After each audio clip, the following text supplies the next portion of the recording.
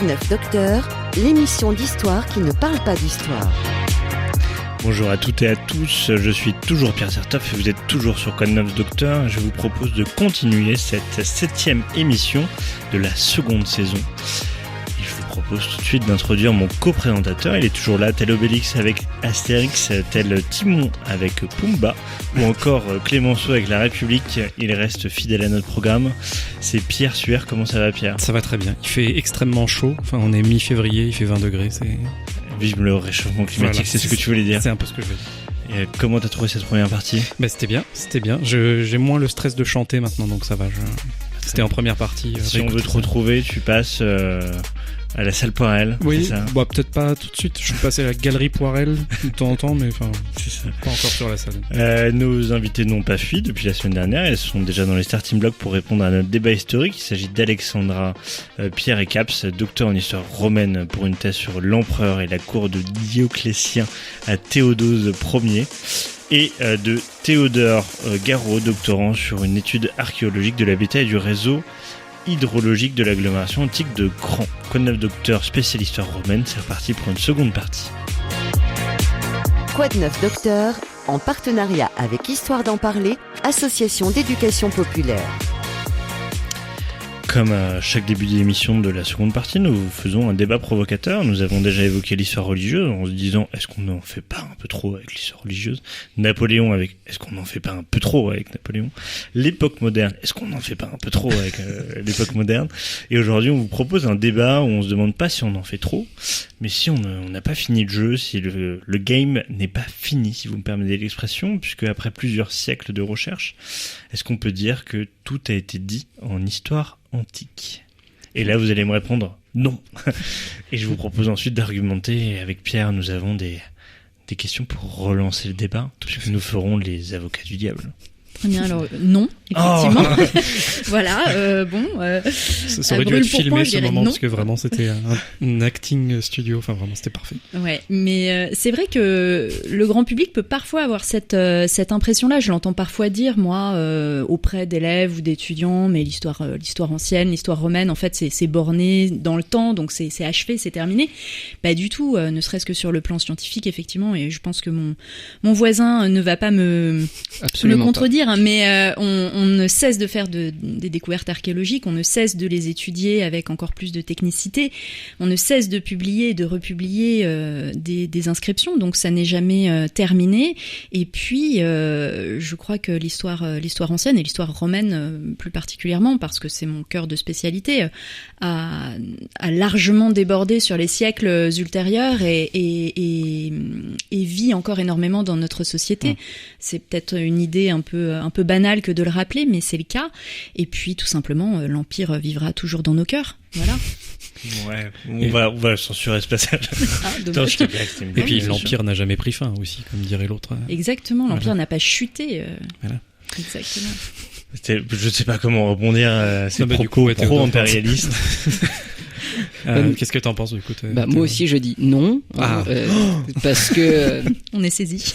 Tant qu'il y aura de mon côté, de mon point de vue, tant qu'il y aura des méthodes qui vont pouvoir se développer, tant qu'on va pouvoir encore chercher des endroits inexplorés, il y aura toujours des choses à faire.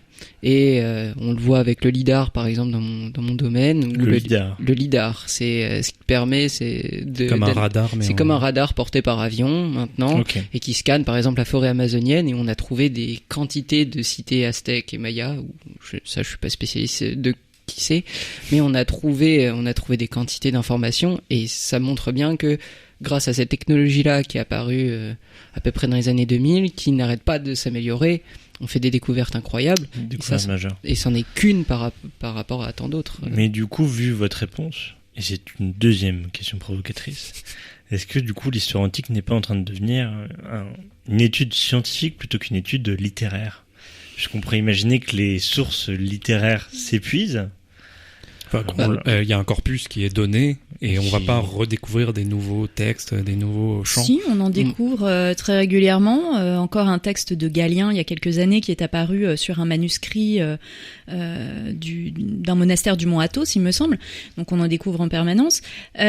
L'histoire est c'est d'abord, je pense, comme le disait Marc Bloch, la science des hommes. Donc c'est une science humaine, donc à la fois scientifique et littéraire, les deux, mon général.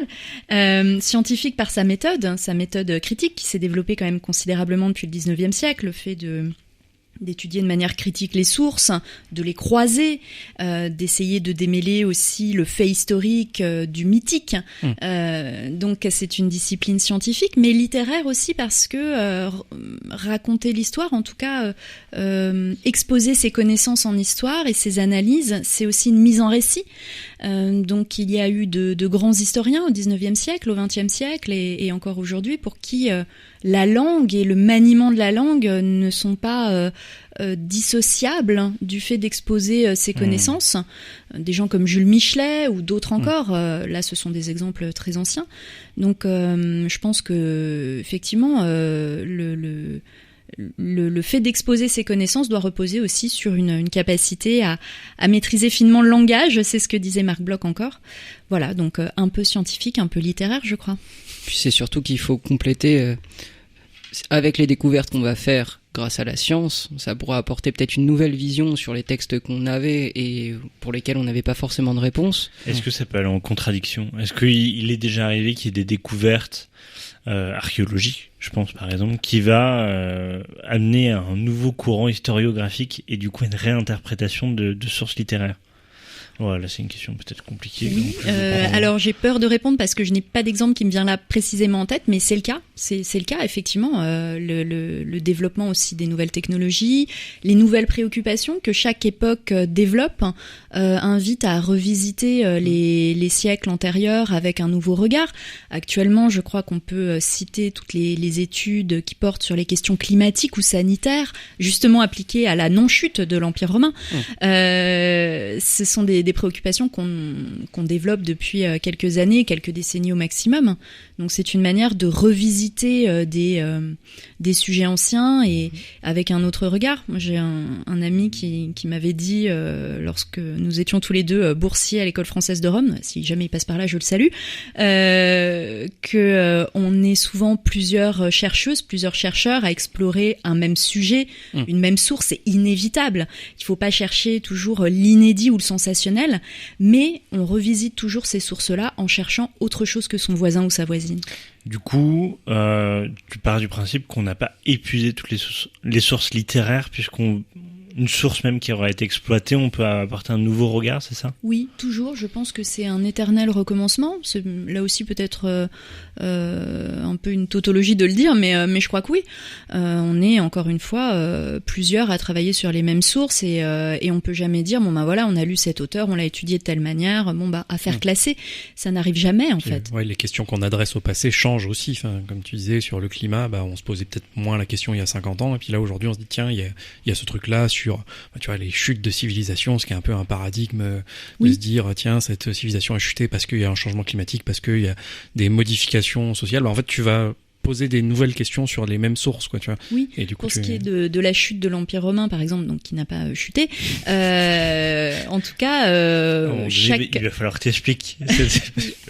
J'ai l'impression que c'est une sorte de truc sous-jacent. Parce que la chute, disons, sous-entend un phénomène brutal. Donc ça voudrait dire qu'Éric Zemmour et Philippe de Villiers auraient tort dans leurs allégories. C'est ce que vous êtes en train de dire, Alexandra Pierre-Caps. Oui. Ah, oh, wow. L'Axter Studio, ça continue. Voilà, oui, non, bien sûr. Non, mais je pense que évoquer, disons, la disparition de l'Empire romain d'Occident comme un phénomène brutal n'est pas juste. Voilà, c'est plus, c'est un phénomène graduel. Par ailleurs. Je ne sais plus ce que je voulais dire avant cela, mais sur la question de la chute, si j'y reviens, ça y est. Sur l'idée que chaque époque en fait revisite des faits historiques et à une historiographie différente. Pour ce qui est donc de de la fin de l'Empire romain d'Occident, un chercheur allemand dans les années 80 qui s'appelle Alexander Dement avait recensé dans un ouvrage qui n'est pas traduit en français plus de 280 explications depuis le XVIIIe siècle à la disparition de l'Empire romain d'Occident, et les questions sanitaires ou climatiques n'en sont qu'une parmi plein d'autres. Comme souvent en histoire, un fait historique s'explique par la convergence de plusieurs facteurs et pas un fait unique. Et justement, c'était une des questions que je voulais poser. Est-ce qu'on constate des évolutions historiographiques, notamment récemment avec des nouvelles technologies? Est-ce qu'on voit qu'il y a des courants qui s'imposent? À un moment donné, on va parler prosopographie, notamment par rapport à ton sujet et par rapport à celui de Théodore, mais est-ce qu'on voit justement des évolutions là-dessus, sur les champs que tu étudies?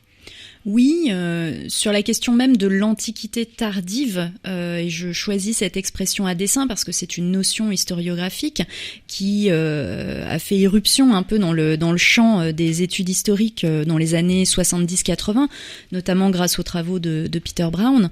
L'idée d'étendre en fait ce phénomène de la disparition de l'Empire romain d'Occident sur plusieurs siècles, sur un temps long, revenir à un temps long en fait.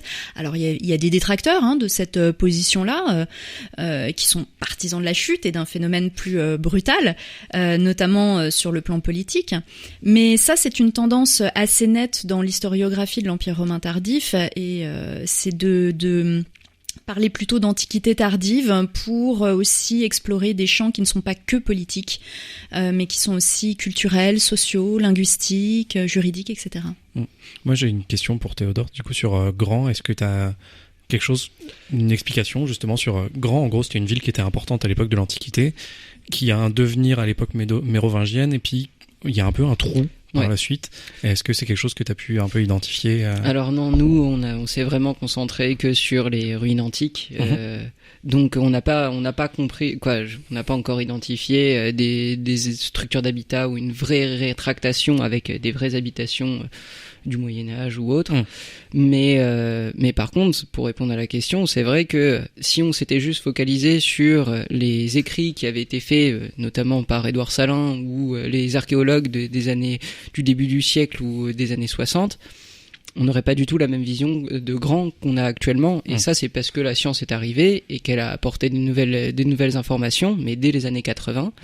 Et on voit que plus la science progresse, plus la connaissance archéologique et historiographique de Grand progresse elle aussi.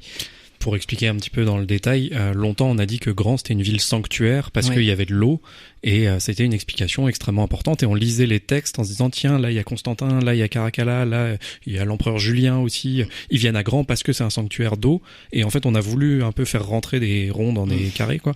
Et alors, du coup alors qu'il n'y a pas d'eau, c'est surtout s'il y a bien une ville où il y a pas d'eau, par exemple de rivière ou de choses, c'est bien Grand, où la rivière actuellement elle est asséchée. D'ailleurs ça c'est une des problématiques de recherche que je mène, à savoir est-ce que cette rivière était asséchée à l'époque romaine ou non. Et la seule eau qu'il y a et qui pourrait corroborer cette idée de sanctuaire dédié à l'eau et un réseau de cavités naturelles sous la ville qui drainerait un peu d'eau, qui drainerait de l'eau d'ailleurs même complètement. Mais ça, c'est parce que on a fait de la géophysique, ou de la géologie, ou de l'hydrologie, ou aussi de l'archéologie, qu'on va pouvoir comprendre. Bah voilà, est-ce que ces galeries qui sont souterraines, elles vont apporter assez d'eau? Et ça, c'est parce que on va croiser la science, on va croiser l'archéologie. C'est comme ça qu'on va pouvoir faire. Par exemple, sous l'église actuellement, on a trouvé ce qu'on appelle nous en géologie une doline, c'est-à-dire que c'est comme une source en fait.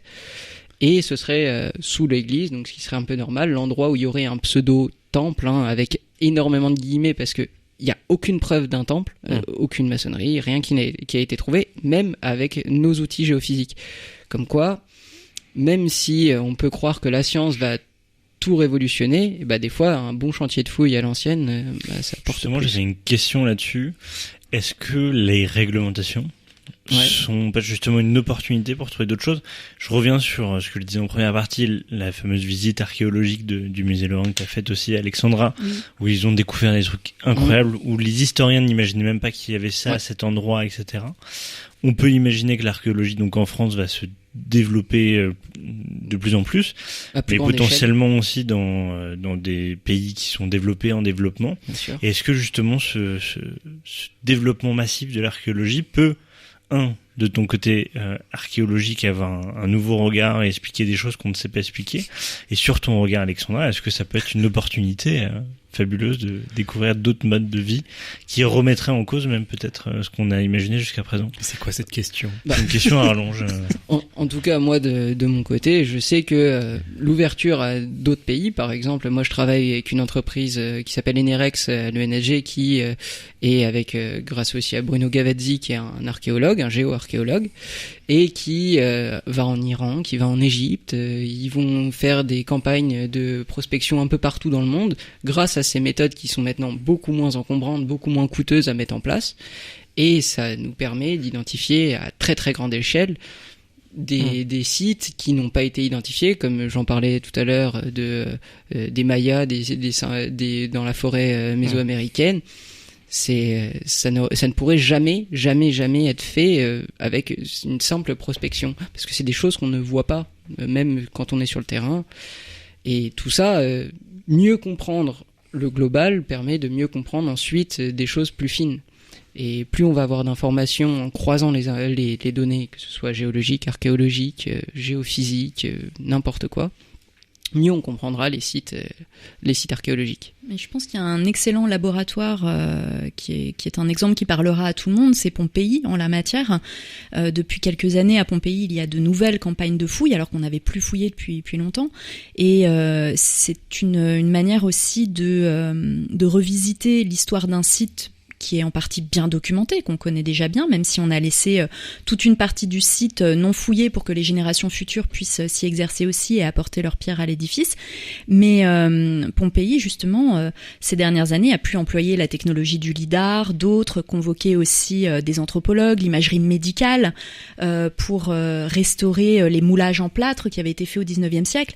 Et là, on a, par exemple, revisité ces moulages-là avec des technologies de pointe qui ont permis d'avancer sur notre connaissance du site et même de revoir la datation de l'éruption du Vésuve. Donc je pense que ça aussi c'est un champ d'action immense que ces nouvelles technologies appliquées à l'archéologie, à ces disciplines et à l'histoire. Et l'intelligence artificielle dans tout ça, ça sera ma question de la fin de ce débat-là. Chance ou opportunité? Pour moi, chance. Pour moi, chance, parce que... J'ai l'impression d'animer le crayon. pour moi, c'est une vraie chance, notamment avec l'essor des IA qui vont nous permettre de faire des codes, par exemple, parce que moi, je bosse énormément avec des codes Python, des codes du codage informatique pur et dur, et c'est insupportable de le faire soi-même. Avec ces IA-là, on va pouvoir leur implémenter des données, leur filer des données, et leur dire ce qu'on attend, comment traiter ces données-là. Et moi, par exemple, j'ai des gigas et des gigas de données de géophysique qui sont à la base, quand on prend le fichier source, c'est juste des nombres. Et comment transformer ce nombre en une image qui va nous révéler à telle profondeur, si on fait tel réglage, est-ce qu'il y aura des structures qu'on va pouvoir voir. Avant, ça prenait énormément de temps. Il fallait être spécialiste vraiment purement de ces outils-là. D'ailleurs, c'était un métier à part entière. Et maintenant, grâce à ça, tout un chacun peut essayer de bidouiller des choses et en ayant des connaissances de base. Mais c'est fantastique. Moi, en tout cas, pour moi, c'est quelque chose de vraiment, vraiment révolutionnaire. De mon côté, chance et opportunité pour mes étudiants, je dirais, qui ont de plus en plus recours à l'IA générative pour faire leurs devoirs, et je les salue bien. Je pense qu'il y a du bon et du moins bon. Ça dépend aussi la manière dont on s'en sert. Enfin, c'est très banal ce que je dis là, mais je pense qu'il faut se rappeler que ces IA, notamment génératives, sont une invention humaine et elles doivent aussi le rester. Elles doivent rester maîtrisées. Donc, il faut aussi que les humains se forment dans leur discipline à avoir les moyens de dominer ces IA encore pour repérer aussi leurs points de faiblesse. Pour ce qui est des IA génératives, ça peut être effectivement un très bon outil d'apprentissage. Maintenant, comme je dis souvent à mes étudiantes et mes étudiants, moi je suis là pour vous former à avoir les connaissances nécessaires repérer les erreurs de l'IA à laquelle vous vous adressez. Cependant, je pense que si j'avais eu ces outils-là pendant ma thèse, par exemple, j'aurais pu gagner un temps fou sur certaines recensions. Mais bon, bah, je ne regrette pas quelque chose qui n'existait pas à l'époque nécessairement, mais aujourd'hui, malgré tout, le fait d'avoir sur certains textes dû travailler comme un moine pour recenser des acceptions de tel ou tel terme, ça m'a donné en tout cas à l'époque une très bonne connaissance des sources. J'ai fait fonctionner ma mémoire et ça m'a été extrêmement utile. Si j'avais eu recours à l'IA, peut-être que je me serais un peu coupée de la source. La proximité avec la source, ouais. Exactement. Donc c'est du bon et du moins bon, le tout est de savoir l'utiliser avec intelligence. Et être critique. Eh bien merci pour cette conclusion du débat provocateur. Vous êtes toujours sur Quoi de neuf docteur, le premier podcast d'histoire qui ne parle pas d'histoire, avec Alexandra Pierre-Caps et Théo Garot, et je vous propose le troisième fun fact. Quoi de neuf docteur sur RCF en Lorraine. Est-ce que vous êtes prêts ? Vas-y. Oui. Nous sommes au moment où on enregistre quelques semaines avant les municipales, et donc je vous propose une question politique. Harry Stonebraker, à nouveau on est dans les pierres, a été réélu à 90% pour un 4e mandat comme maire de Winfield, dans le Missouri. Pourtant, un problème majeur se posait le jour de l'élection. Lequel ? C'est météorologique. C'est un animal. Pas du tout. Il était mort. Animal, ça a déjà été... Eh bien, c'est tout à fait ça. Oh. Il était mort. Eh bien, je n'en savais rien. J'ai tenté vraiment à l'audace. T'étais parti sur la météo, toi, du coup. Ouais. Le bureau de vote n'était pas accessible. Il y avait il y a des grosses chutes de neige. Sable. Et non, parce que tout le monde a été voté. Hein. Les habitants de Winfield, dans le Missouri, ont réélu leur très populaire maire pour un 4e mandat. Quelques semaines après que celui-ci a succombé à une crise cardiaque. Mais quelques semaines en plus, donc et personne n'était au courant. Eh bien, je vais vous répondre. Mais répondez, les Français veulent savoir. Harry Stonebraker est mort à l'âge de 69 ans en mars, alors que les bulletins de vote avaient déjà été imprimés et que le vote par correspondance avait déjà commencé dans le village. Il a été réélu avec une majorité écrasante de 90% parmi les 723 votants. Donc je pense pas qu'ils étaient pas au courant. C'est fou. Et il n'y a pas d'autres candidats, là. La commune doit maintenant nommer un maire temporaire en attendant la tenue de prochaines élections. Là, c'était un article d'avril 2010. C'est pas exactement le même fonctionnement, c'est pas un conseil municipal comme c'est vraiment tu élis le maire directement. Donc, et l'article nous dit, l'article de Salt, je ne sais pas. Ce n'est pas la première bizarrerie électorale de la sorte à se produire dans le Missouri. En 2000, le démocrate Mel Carnahan avait été élu au Sénat quelques semaines après avoir trouvé la mort dans un accident d'avion. Mais quelques semaines à chaque fois, hein. Ils mettent du temps. L'information met du temps à arriver. Ah ouais. Question qui a toujours un rapport. Est-ce que vous avez déjà été élu maire ? Pas du tout. Dans le Missouri. Les municipales, qu'est-ce que vous en pensez ? Je ne suis pas encore mort. Non, c'est une question que qu'on s'était posé d'abord pour vos sujets à vous deux, mais que je me suis, en l'écrivant, aussi posé pour mon sujet, puisque pour information, moi je travaillais sur le Liban. Et que cette émission est un immense ego trip, faut le rappeler. Et du coup, je voulais vous parler de la crise israélo-palestinienne. Et comme du coup Alexandra a répondu vite, j'ai énormément de temps pour le faire. Non, doit-on connaître le lieu de son objet d'étude pour l'étudier ? C'est-à-dire, dans votre cas, est-ce qu'il faut avoir été à Rome pour faire de l'histoire romaine ? Au moins un week-end, quoi. Week-end à Rome. Mais tous les deux, sans personne. Sans personne. Et tu passes par Florence et Milan. Il y a longtemps. Si on a le temps. Bon, je veux pas vous déranger, mais pour répondre à la question, non, je ne pense pas, puisque il n'est pas besoin d'aller à Rome pour étudier les Romains, puisque les Romains sont allés partout. Voilà, je vous laisse avec ça. Non, mais je pense que si je dois parler de mon exemple personnel, le fait d'être allé à Rome, je pense, a beaucoup compté. En quoi ? Eh bien, je pense que j'y ai vécu dans une vie antérieure. Et non, c'est le moment où je mets tout le monde mal à l'aise. Ouais, tout à fait. Non, mais j'ai traditionnellement, comme beaucoup, fait le voyage à Rome en 4e en classe de latin. Et j'ai eu, je ne sais pas, vraiment le sentiment d'une immense proximité avec les lieux, le fait de, je sais pas, déjà connaître la ville. J'ai tout de suite aimé cette ville, hein, qui, voilà... qui n'a pas changé depuis l'époque antique, d'ailleurs. Très peu, en tout cas en termes de circulation, je dirais, humaine, très peu. C'est toujours assez compliqué. Heureusement que tu as précisé humaine, parce que... On saurait dit quelle circulation. Oui, vous auriez pu rebondir là-dessus, et quel type de flux, et non, mais voilà, donc il y a eu je pense une passion d'enfants et d'adolescentes qui a mûri comme ça, et j'y suis retournée énormément depuis, et c'est une ville que j'aime beaucoup, et j'y ai vécu durant mes séjours d'études aussi à l'école française de Rome, et j'ai vécu des moments formidables, tant sur le plan personnel que professionnel. Donc je me suis fiancée à Rome. Voilà, je pensais pas aller jusque là dans le développement, mais voilà, donc c'est une ville qui compte beaucoup. Maintenant, encore une fois, je pense qu'on n'a pas besoin d'aller à Rome même pour étudier la Rome antique, puisque on peut étudier la présence romaine en bien des endroits. Ma question, c'était aussi, du coup, si j'étudie par exemple la présence romaine à Grand, est-ce que je suis obligé d'aller à Grand? C'est une question. De toute manière, la curiosité fait que je pense que quand on étudie un sujet, on va forcément y aller une fois, au moins une fois, pour aller voir, pour aller s'imprégner. Alors, n'allez pas forcément à Grand, il n'y a pas grand-chose à voir non plus. C'est pas mauvais jeu de mots. C'est pas the place to be, mais si par exemple on étudie, je sais pas, l'Égypte antique et que on étudie les pyramides, par exemple, je pense que dans tous les cas, notre curiosité personnelle fera que on ira au moins une fois. Et donc, il y a pas forcément de limite. La question, c'est effectivement le terrain. C'est important à quel point. Est-ce que vous Et à quel moment, pour reprendre ce que tu disais aussi, Alexandra, le terrain a influencé votre choix de sujet? C'est-à-dire que toi, par exemple, tu dis, moi, en allant en Rome, j'ai choisi de faire l'histoire romaine.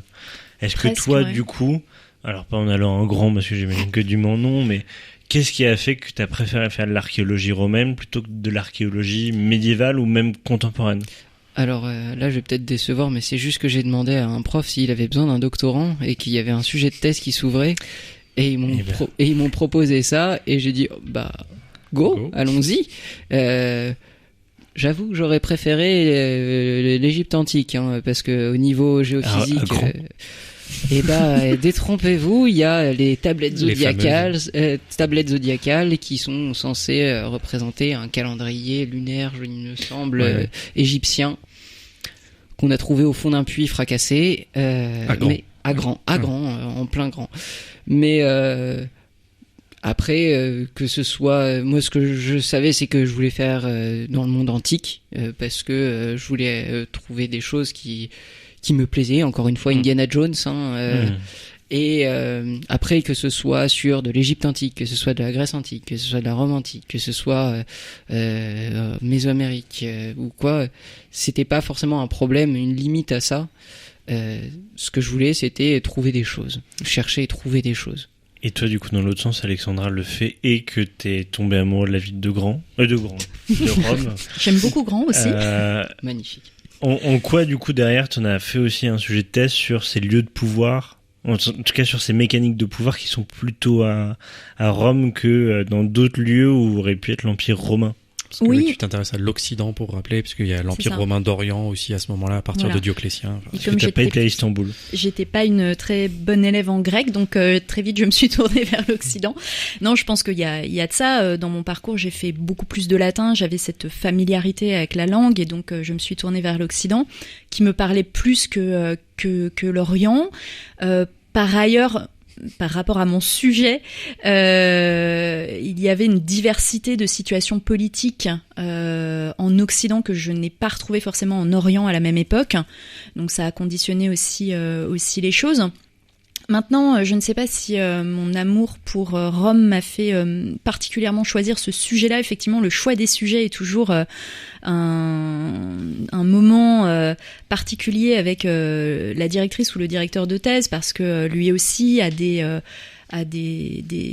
sujets de prédilection, et il a envie que certains les développent. Donc c'est vrai qu'au départ, moi, il m'avait proposé des choses sur les barbares ou le christianisme tardif, sujet que je ne maîtrisais pas du tout et qui, à l'époque, ne m'intéressait pas particulièrement. Comme beaucoup, je voulais travailler sur la période, entre guillemets, glorieuse de l'Empire, la fin de la République, le Haut-Empire, parce que j'avais cette idée-là, que c'était une époque brillante et que l'Antiquité tardive, c'était un peu... fois l'Antiquité des marges, quoi. Effectivement, c'était plein de barbares. Qu'est-ce que j'allais raconter sur ces Visigoths Et je me suis prise de passion pour cette période-là, qui est d'une richesse infinie et une époque de contact aussi, justement, avec d'autres cultures, d'autres civilisations, d'autres langues. Et de justement, ce point de vue-là... Sur cette question de la langue, est-ce que ça t'a amené aussi à... Alors, j'imagine du latin, tu le disais, puisque tu en as fait dès le collège, mais potentiellement l'allemand aussi, de aller voir de la recherche dans d'autres pays que la France ou... Alors, l'Allemagne est un pays qui compte beaucoup pour la recherche en histoire romaine, c'est certain. Disons que par sensibilité personnelle, j'ai plus évolué vers l'Italie. Je préfère la cuisine. Non, pas du tout. J'aime beaucoup la gastronomie allemande aussi, mais voilà. Mon directeur de thèse est allemand, donc... bon. Mais c'est pour ça que tu dis ça. Oui. C'est pas du tout contrainte. Non, voilà, je suis obligée de le dire à chaque fois. Non, mais j'ai pas mal exploré la bibliographie allemande sur le sujet, mais c'est vrai que je me suis tournée pas mal vers l'Italie aussi. Quoi de neuf, docteur, sur RCF en Lorraine? Je vous propose qu'on reste à Rome, puisque pour cette seconde partie, Alexandra nous invite à découvrir ou à redécouvrir une musique que les passionnés de série ont forcément déjà entendue. Il s'agit du thème de la série Rome, composé par Jeff Beal. Tu nous expliqueras ensuite pourquoi ce choix de musique.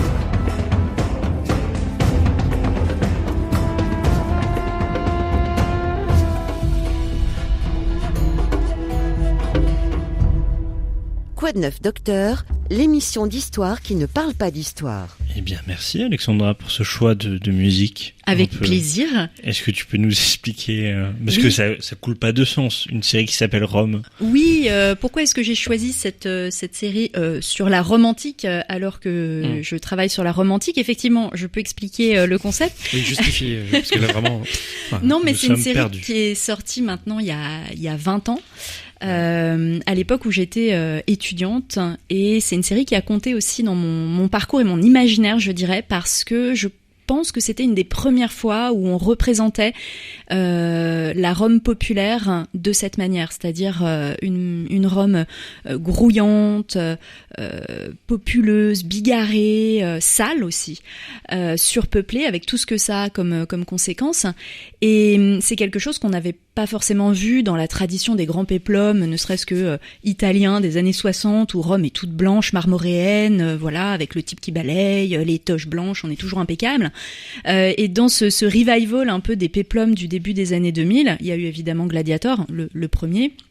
On embrasse Ridley Scott, d'ailleurs. Voilà, il va bien. J'ai eu des nouvelles récemment. On va en parler juste après. C'est notre président d'honneur. Et il y a eu aussi cette série Rome, et j'avais beaucoup aimé cette série, surtout la première saison. La deuxième, voilà, il savait qu'il n'irait pas plus loin, donc il n'y a pas eu de... Voilà, la deuxième saison est un peu moins bien, personnage de Cléopâtre, pas terrible, mais César est absolument super, et c'est une série dont je me sers régulièrement pour les visuels dans mes cours, simplement pour stimuler l'imaginaire. Donc j'ai choisi cette... Est-ce que vous l'aviez vu, vous, la série Rome? Pas du tout. Moi, je l'avais vu avec mon grand frère. C'est vrai que j'avais adoré aussi. comparé, c'est vrai qu'il y a un vrai parallèle avec Gladiator, je trouve, même dans l'ambiance, dans les couleurs. J'étais plutôt sur 300, moi, tu vois. Ah oui, 300, c'était représentation bien. historique, fidèle à la réalité. Voilà. Après, Rome, série la plus chère de l'histoire à l'époque, puisque c'est une série HBO. Faite en 2005-2007. Exactement, et il n'y avait pas encore eu Game of Thrones ou Viking, pour citer ces séries-là. Donc, c'est une série qui, il faut se replacer dans le contexte, ne serait-ce que visuel d'il y a 20 ans, qui impressionnait aussi. Tout à fait. Quoi de neuf, docteur ? Sur RCF en Lorraine. Eh bien, je vous propose de continuer, puisque pour suivre les conseils cinématographiques d'Alexandra, nous vous proposons un petit jeu mêlant péplum, cinéma et histoire romaine. Je vous donne des films ou séries racontant l'histoire romaine d'une manière ou d'une autre. Vous devez les classer de 1 à 5, selon ce qui vous semble le plus proche de la vérité historique. Est-ce que vous êtes prêts ? Oui. Eh bien, très bien. On peut prendre le temps de discuter, d'expliquer à chaque fois son choix. La série Rome, créée par John Milius William G. MacDonald et Bruno Heller, est diffusée initialement de 2005 à 2007, remportant 7 Emmy Awards. Vous la classez combien de 1 à 5 ? 4,5. 1 étant le top. Ah, pardon. C'est un top 5. Alors, en fait, vous allez devoir les classer. Je vais vous donner 5 films et vous allez devoir leur donner chacun une place. Sauf que vous ne savez pas ce qui arrive après. Et on n'a pas le droit de rebouger le classement après ? Pas du tout. D'accord. Ouais. Je pense qu'il n'y a pas grand-chose qui a été fait de beaucoup mieux. 1 quand même. 1. Ça va, vous êtes d'accord. Gladiator, réalisé par le fameux Ridley Scott qu'on embrasse, interprété par Russell Crowe et Joaquin Phoenix. Donc le premier... Le premier. Pas le nouveau. Oui, Russell Crowe n'est pas dans le deuxième. Tout à fait. Joaquin Phoenix non plus. Puisqu'il est mort. mort. Non, effectivement. Voilà, je les ai vus pour info. Du coup, la place 1 étant occupée. Sur les 5, 2. 2, ouais. 2 ou 3. Ouais, 2. Parce que après, je vois pas ce qui peut être mieux. Après, voilà, c'est en termes de véracité fidèle, aussi, ouais. Il y a quand même des choses à discuter sur le personnage de Marc Aurèle aussi, et cette espèce de vision très américaine de vouloir restaurer la République, redonner toute sa liberté à la Respublica, etc.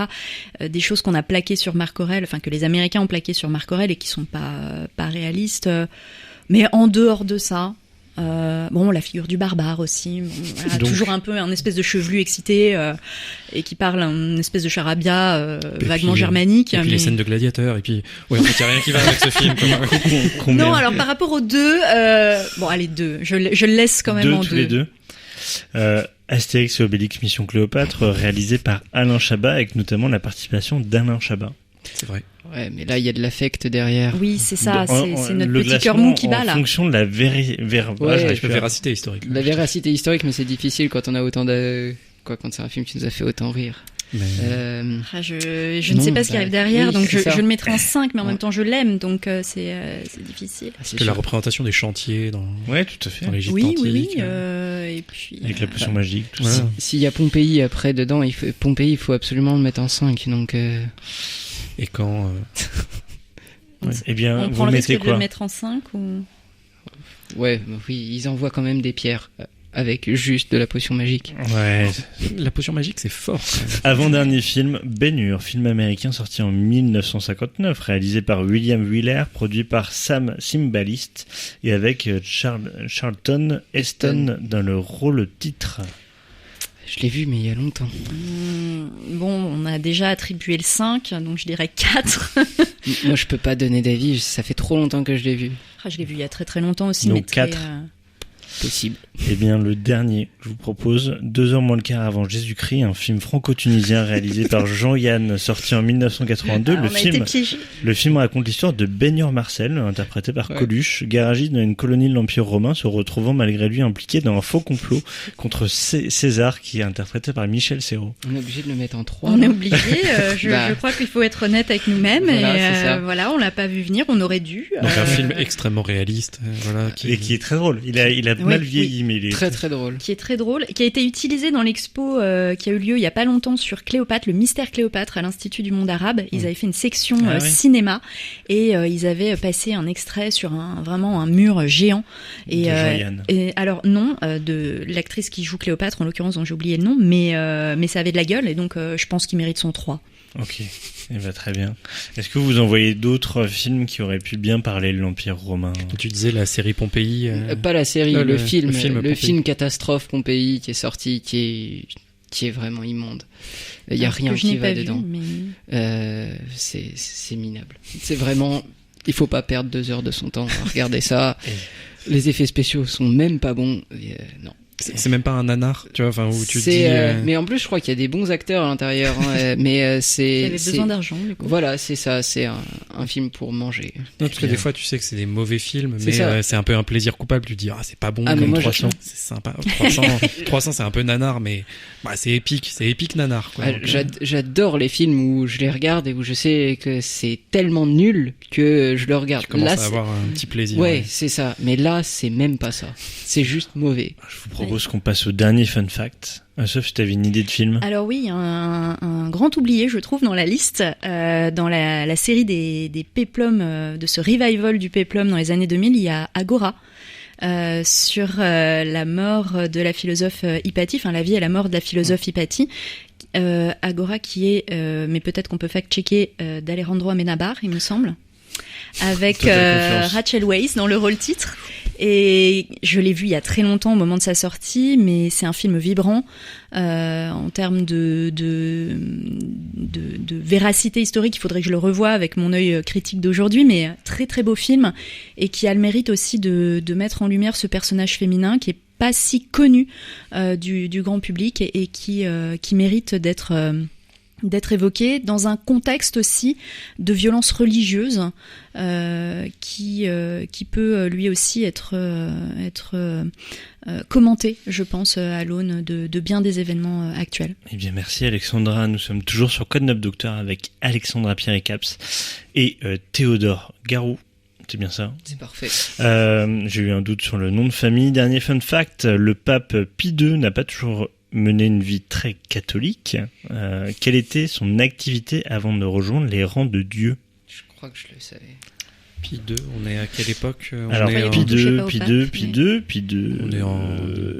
on est au 15e siècle. 1405, sa naissance 1464. Il devient pape en 1458. Pie II. 1458. Alors, je vais vous aider parce que le temps tourne. C'est surtout par rapport à... Il écrit des livres. On essaie de trouver c'est quoi. Ah oui, il vend des livres... licencieux. Des livres un peu licencieux, quoi. Ouais, un petit peu de la littérature coquine. On va dire ça, tout à fait. Vous l'aviez ou pas du tout ? Pas du tout. Pas du tout. Du coup, Enea Silvio Piccolomini, né d'une famille noble, il entame une carrière de diplomate et il va donc mener en parallèle une carrière littéraire, écrivant des poèmes, des documentaires et des traités d'éducation et de géopolitique. Si tout va bien. Oui, là, ça. À moins que la géopolitique soit déjà licencieuse, mais comme discipline. Et du coup, en 1444, rédigé en latin, l'ouvrage est un récit épistolaire décrivant une passion amoureuse illégitime et charnelle entre deux personnages fictifs, Euralius et Lucrèce. Voilà, je vous laisserai découvrir. Mais déjà, Pie II a une vie plutôt originale, puisqu'il a notamment 2 enfants illégitimes nés hors mariage. Classique. Un à Strasbourg, Cocorico, moins classique. et un autre en Écosse. Autant dire qu'il a voyagé. Sur l'île de curling. Voilà. Il faisait déjà du curling à l'époque. Tous 2 nés avant son entrée dans les ordres, Pie a tardé à devenir prêtre en raison de la nécessité de respecter la chasteté. On comprend visiblement ses hésitations. Sacré coquin. Du coup, dernière question, on va devoir répondre assez rapidement.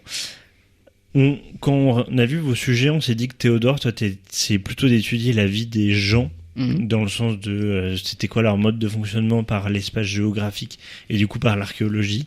Toi, Alexandra, tu mènes des études prosopographiques, puisqu'on le retrouve aussi dans certains de tes articles. Est-ce que c'est des méthodes qui sont complémentaires ou contradictoires ?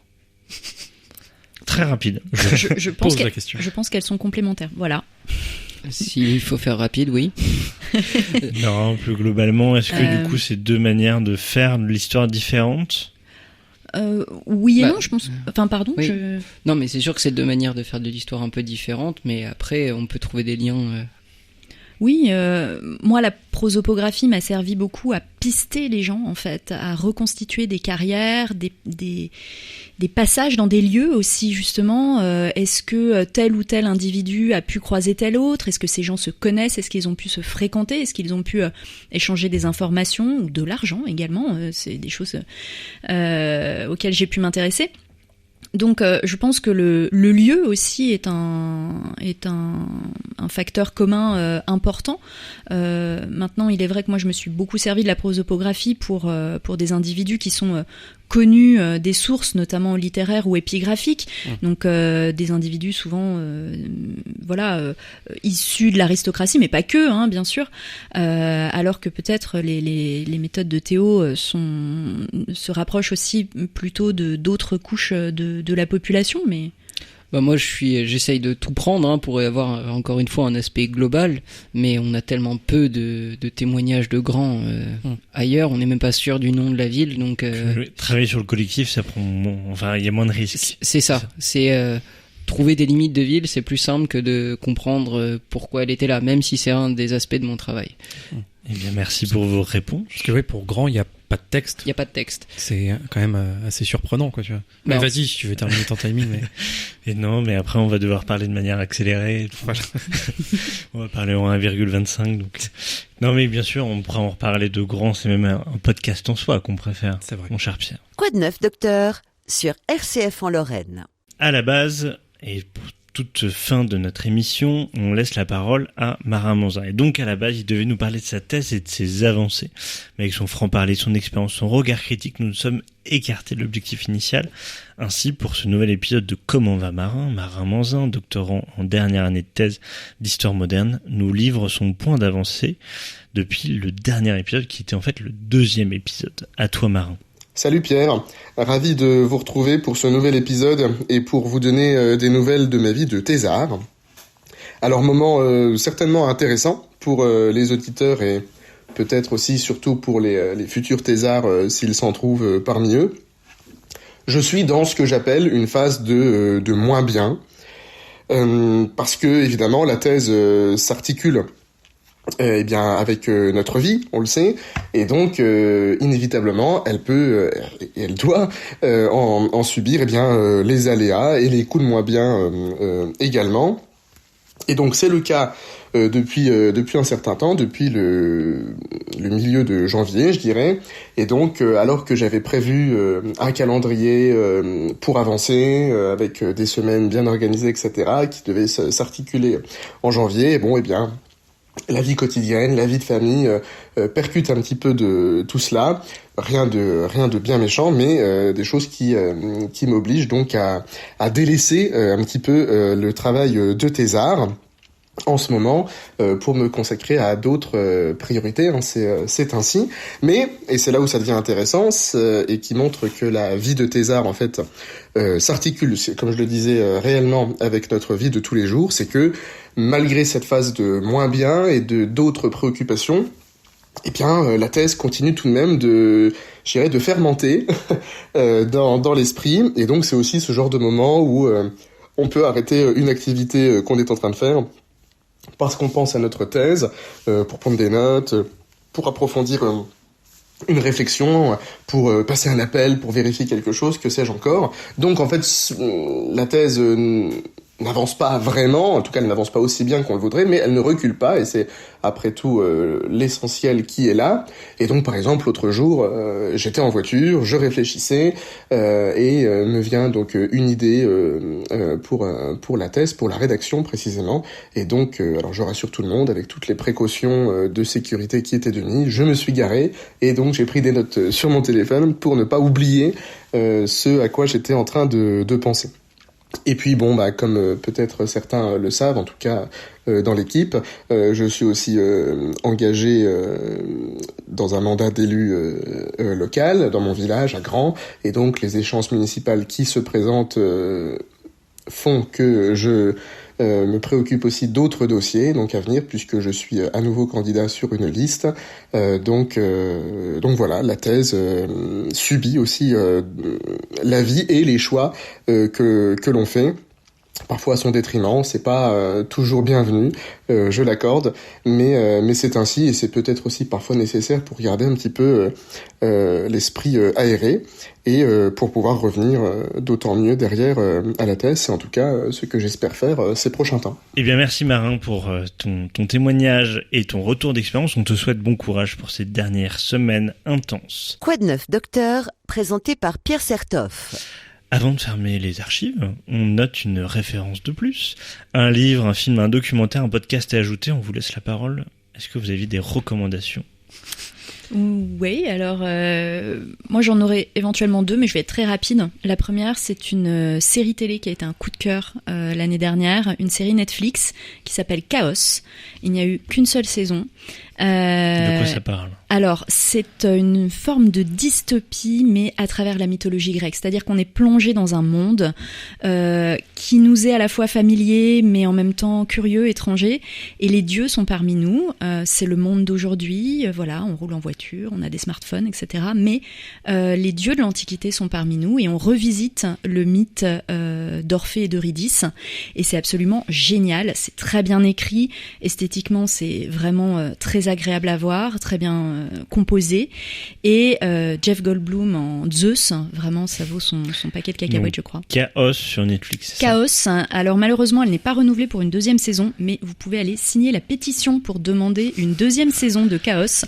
Voilà, Nous sommes merci. militants dans ce podcast. C'est pas juste parce que c'était aussi dans mes recommandations.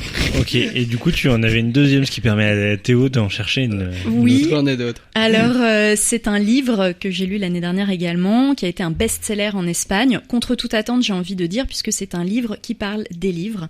Un livre de Irénée Valero qui s'appelle... non, c'est ma recommandation. C'est vrai. Pardon. Faut vraiment qu'on se consulte avant l'émission. Qui s'appelle L'infini dans un roseau et qui raconte la fabuleuse aventure du livre en tant qu'objet de connaissance. Ce livre auquel on a donné aussi beaucoup de valeur dans le passé. Voilà, ça nous raconte tout un ensemble d'anecdotes à travers diverses civilisations et époques. L'épopée du livre. Et bon, il y a parfois quelques ajustements à faire sur l'histoire romaine, mais je ne lui en veux pas parce que c'est un livre qui est en soi, je trouve, émouvant. Et justement, on a parlé de l'IA il y a pas très longtemps, et je pense qu'à l'heure de l'IA, c'est aussi important de redonner sa place au livre qui a quand même été fondamental dans la construction de notre histoire. Merci Théo. Alors moi j'en ai 2, donc j'en avais 3, j'en ai 2. Ça nous fait gagner du temps, c'est positif. C'est mon premier, c'est L'Axe du loup de Sylvain Tesson, c'est un classique. Parce que c'est un livre que j'ai lu qui retrace en fait l'histoire de la vie de Slamovir Ravitch, qui était quelqu'un qui a été enfermé dans des camps en URSS et qui s'est échappé, qui a traversé toute la Russie, tout le Kazakhstan et qui est arrivé jusqu'en Inde pour enfin s'échapper. Et Sylvain Tesson essaye de refaire ce parcours-là sans aucune aide, sans rien. Et pour regarder si c'était réel, parce que plein d'historiens ont dit que ça ne pouvait pas être possible de traverser notamment le désert de Gobi, et il a prouvé que c'était possible. Moi qui passe mon temps à l'extérieur et qui adore la randonnée, la montagne et tout ce qui peut être à côté, et la nature en général, je pense que c'est un des livres que j'ai le plus apprécié de Sylvain Tesson là-dessus. On n'a pas pu faire l'émission dehors sur une montagne, ça aurait été chouette. Non, ou alors pour le son. À grand. J'ai des recommandations pour des montagnes, ça si vous en voulez. Pour enregistrer un podcast sur une montagne, tu vois, là, il y a plus des contraintes. Ouais, mais ça va, il n'y a pas trop de bruit. Ça va. Et le deuxième, c'est un livre de Danny Orbach qui s'appelle Fugitif, et c'est un historien qui retrace en fait les nazis après la Seconde Guerre mondiale, où est-ce qu'ils sont allés et comment la CIA a pu accueillir certains nazis, les aider. Et en fait, c'est tout un pan de l'histoire que je ne connaissais pas et qui est vraiment très intéressant parce qu'on voit que il y a eu du copinage un petit peu partout dans le monde entier. Toi, Pierre, t'as une recommandation ? J'ai une recommandation très rapide. Je lis beaucoup de choses, mais maintenant je les anticipe pour des prochains Quoi de neuf docteurs. Mais j'ai fait beaucoup de voyages avec des enfants cette semaine en voiture. Et du coup, je mets en avant un podcast pour enfants qui s'appelle Hello Maestro. Vous connaissez pas ? Non. Pas du tout. C'est inspiré de Il était une fois. mais pour les jeunes. Ah, Maestro, oui. Tout à fait. Et du coup, il y a aussi En route Maestro, qui est un épisode pour chaque région française. Et c'était très bien et intéressant. On parlait de vulgarisation au dernier épisode. On est un peu dans ce rôle-là de choses pas non plus hyper précises scientifiquement, mais c'est pas à ça que ça sert. Mais de déconstruire déjà pour les enfants des préjugés sur les corsaires, sur la Tour Eiffel, sur plein de choses. Ben, moi, du coup, c'est une recommandation pour le coup, c'est au scalpel en termes de précision historiographique. C'est les conférences de Bruno Dumézil. Je m'en suis fait quelques-unes là ces derniers temps et je recommanderais une en particulier, c'est Rome et les mondes barbares, qui avait été faite il y a quelques années et vraiment c'est brillant de bout en bout. Enfin, au début je m'étais mis ça un petit peu en jouant à un jeu vidéo à côté, quoi.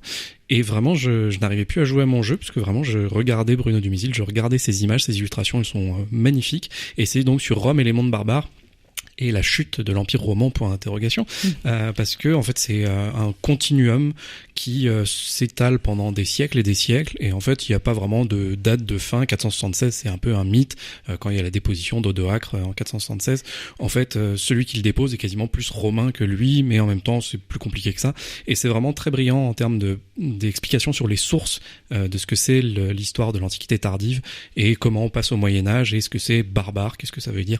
C'est hyper intéressant. Bruno Dumézil, donc Rome et les mondes barbares, une vidéo sur YouTube. Eh bien merci, malheureusement c'est mon rôle d'annoncer à ce moment-là que nous arrivons à la fin de l'émission. On se retrouve donc le mois prochain avec Pierre Tousneau et Pascal Radji pour parler de la mission de directeur de thèse. En attendant, si vous n'avez pas encore eu l'occasion, je vous invite à aller découvrir nos autres émissions et à profiter encore plus de Quoi de neuf Docteur. Merci à vous deux d'être venus aujourd'hui pour cette émission et la semaine dernière. Merci à Pierre pour la co-présentation, à Xavier pour l'écriture de l'émission et à Antoine pour la régie ainsi que le montage.